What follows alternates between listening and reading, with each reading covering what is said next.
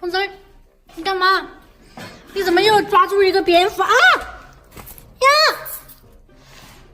胖子，你没经常吃到蝙蝠？我知道。把火钳拿过来，给它夹起走。你在夹着的吧？我跟你讲。拿过来。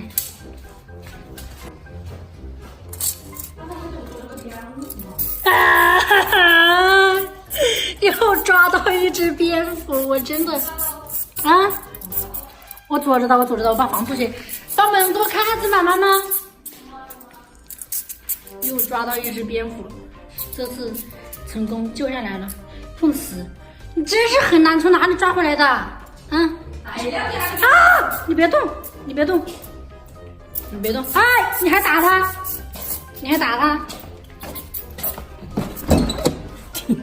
我操！快飞吧！啊，好，我知道了。抓了一个蝙蝠，快走吧，小家伙啊！快走，还活着吧？哎，离开我的火钳呀你！哎呦，你快走吧，你再别来我家了啊！快走啊！拜拜了您嘞。